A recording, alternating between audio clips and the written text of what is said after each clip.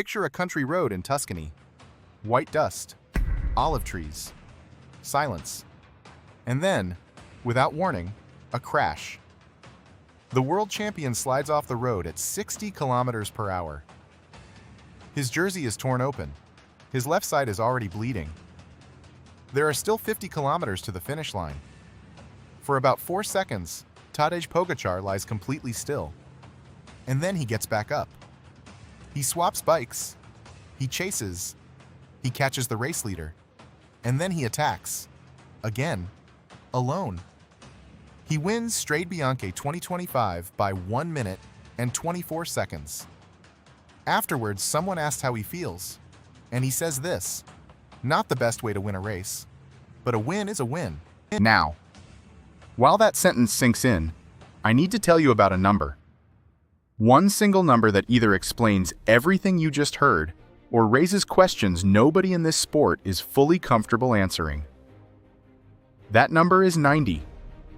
Specifically, 90 milliliters of oxygen per kilogram of body weight per minute.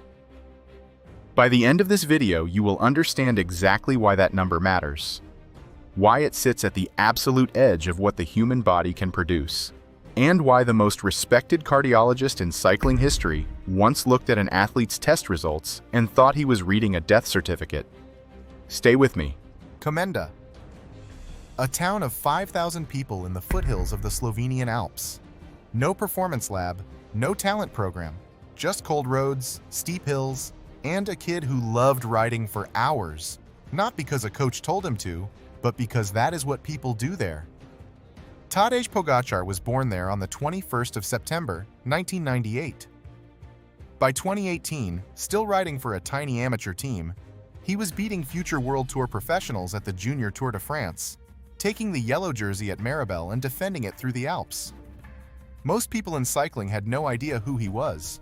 He turned professional in 2019 and finished third at the Vuelta a España on his debut. He was 20 years old. Then came 2020, and a mountain called La Planche des Belles Filles. Primož Roglič was in yellow with a comfortable lead. One uphill time trial stood between him and the title. His team arrived in formation, all matching black and yellow. A coronation. Pogačar in the white jersey was expected to fight for the podium. Politely applaud the champion. Instead, he rode the fastest time trial in that race by almost 2 minutes. 2 minutes, on the same road, in the same conditions. The split screen showed two different realities. Roglič fading on the final ramps, and Pogačar going faster the harder the road got. He took the yellow jersey with 1 day left. He became the youngest Tour de France winner since the 1940s. Since that day, 4 tours, a Giro d'Italia by almost 10 minutes, a world championship after attacking 100 kilometers from the finish. After Zurich, Eddy Merckx, the most decorated cyclist who ever lived, said this: "He is superior to me. What he achieved today is unimaginable." So what exactly is inside this man? In 2024, a Norwegian sports scientist named Ole Christian Berg decided to try to find out. He analyzed 6 of Pogačar's biggest climbing efforts at the Tour de France and modeled the power required to ride those climbs at those speeds. The answer came back at 442 watts, sustained for 40 minutes at a time. Now I want you to stop for a second and feel what that number means. 442 watts is roughly the equivalent of keeping 10 bright light bulbs on at full power, generated entirely by your legs, for the duration of a short film. Most trained amateur cyclists can sustain around 250 watts before they start falling apart. Pogačar does 442, at altitude, after 2 weeks of racing, and that is where the number 90 enters the room. To sustain that kind of effort, Berg estimated Pogačar's body would need to consume oxygen at a rate of approximately 90 milliliters per kilogram per minute. Think of it this way. Your cardiovascular system is a delivery network. Oxygen is the package. VO2 max is how many packages that network can move per minute at absolute full capacity. A sedentary adult moves around 30 to 35. A recreational athlete, maybe 50. A professional Tour de France cyclist, typically between 70 and 80. Already extraordinary. Already in a place most humans will never reach. Now picture that scale, and then put 90 on it. That is not just higher, that is a different conversation entirely. Kipchoge, the greatest marathon runner alive, operates at around 78. Armstrong at his peak, 84. Induráin, 5 consecutive tours, around 88. Pogacar's modeled value sits above almost every endurance athlete in the scientific record. And he is 26 years old. Berg's study is a model, not a lab test. There is a margin of error, but whether the true number is 88 or 94, the picture is the same. This is a human body operating at the extreme outer edge of what cardiovascular science says is possible. But here is the thing most people get wrong about VO2 max. A bigger number does not automatically make you a better athlete. And I can prove it with one story. Every July, before the Tour de France starts, riders go through cardiac screening. What cardiologists find in those scans are hearts that are 20 to 40% larger than normal. Resting heart rates in the 30s. Chambers expanded to move volumes of blood that would alarm any doctor treating a regular patient. One cardiologist who followed tour riders for years said it simply. When you see an athlete's heart test, you know right away it is not a normal person. Pogacar's resting heart rate has been reported at around 30 beats per minute. The average adult sits at 60 to 80. His heart beats roughly half as often as yours or mine, not because it is weak, but because each single beat moves so much blood that it does not need to beat more often. During maximum effort on a mountain, that heart can push around 40 liters of blood per minute. A sedentary heart moves 8 times the volume, 8 times the oxygen reaching the legs. This brings us to a man who decades before Pogacar made a cardiologist genuinely believe something had gone terribly wrong.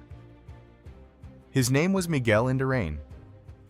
5 tours, 2 Giros, an Olympic gold medal. During the 1968 Giro d'Italia, a team doctor invited a cardiologist named Giancarlo Lavazzaro to demonstrate a new machine on the riders. The printout for a quiet 24-year-old Spaniard looked, in any other context, like one thing: a heart attack in progress. Lavazzaro ran the test again the next morning. Same result. By the standards of the day, that result could have ended a career. Instead, Induráin went on to win 5 tours. Today, we call what he had athlete's heart. Non-pathological cardiac enlargement from years of extreme endurance training. His resting heart rate was 28 beats per minute. A doctor seeing those numbers in a hospital would be calling for emergency care. In Induráin, it was just another Tuesday morning.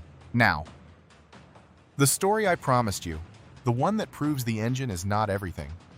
In 2012, an 18-year-old Norwegian named Oskar Svendsen walked into a lab in Lillehammer. When the test ended, the technicians stopped, looked at each other, then physically dismantled the machine and sent it back to the manufacturer to confirm the calibration was correct. The number was 97.5 milliliters per kilogram per minute, the highest VO2 max ever officially recorded in any human being, higher than every endurance athlete in the scientific record. That same year, Svendsen won the Junior World Time Trial Championship, and then, almost nothing. He left elite sport in his early 20s without ever starting a Grand Tour. Years later, he said this: "The figures are not what is important. I have been beaten by many with lower oxygen uptake than me. The biggest engine ever measured is not the whole story." And that is exactly what brings us back to Pogacar. Because what separates them is not the size of the engine.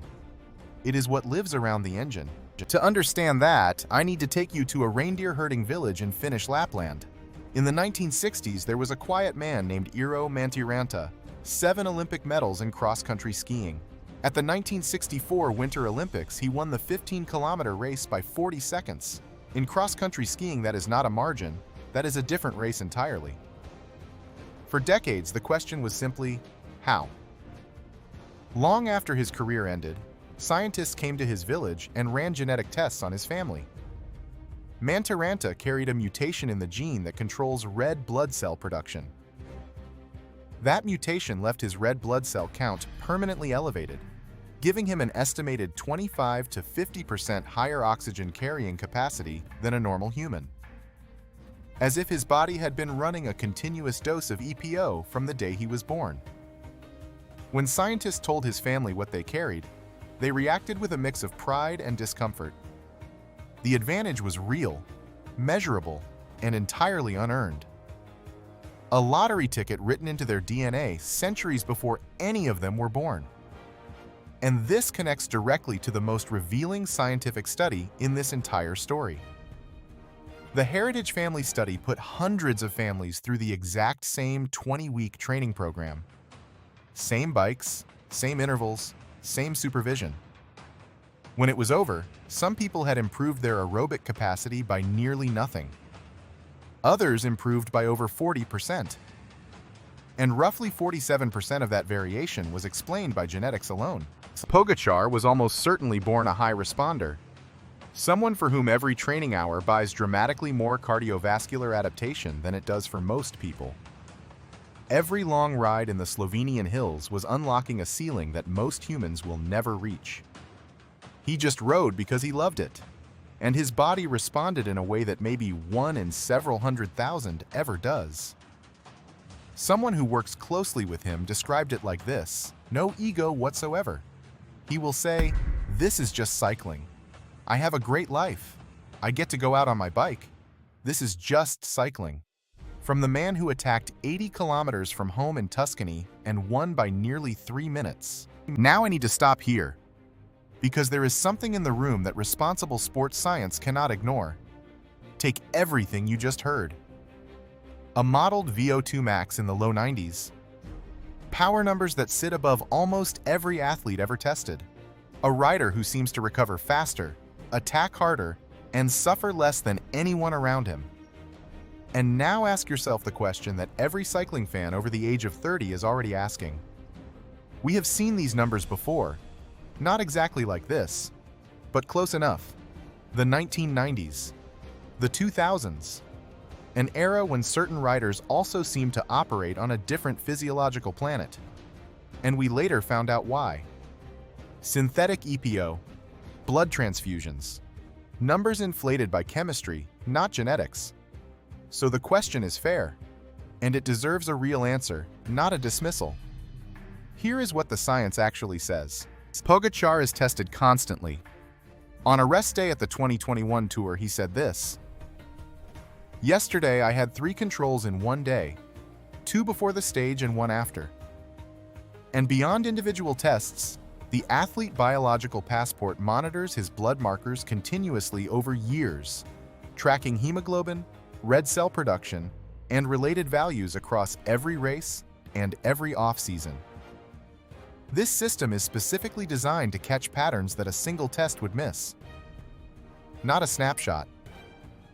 A long film. And that film, so far, shows nothing irregular. Does that close the question entirely? In cycling, after everything that happened, probably nothing closes it entirely. But that is the honest, evidence-based answer that anyone who loves this sport deserves to hear. Here is something worth knowing about the list of highest VO2 max values ever recorded. It does not climb. Daly in the 90s, Svendsen in 2012, various skiers in between. The ceiling has barely moved in decades. What has moved is everything underneath it: efficiency, recovery, lactate threshold, training tolerance. The frontier of human endurance is no longer about raising the ceiling. It is about how close to that ceiling an athlete can operate, and for how long. Pogačar operates unusually close to his, and his appears to be unusually high. There is also one final chapter worth leaving you with. A long-term study of over 700 Tour de France riders showed that professional cyclists live on average about 6 years longer than the general male population. The extreme adaptation is, in population terms, protective. And yet, studies of former endurance athletes show a 2.5 times higher rate of atrial fibrillation compared to non-athletes. Former professionals, brought back for heart scans years after retirement, sometimes show patches of fibrosis, which is scarring in the heart tissue, in chambers stretched for 20 years of racing. What that means for a heart like Pogacar's, we genuinely do not know yet. That is the sequel this video does not have. And it might be one of the most important questions in modern sports medicine. So, back to Tuscany, back to the white roads and the crash and the adrenaline wearing off. What is Tadej Pogačar?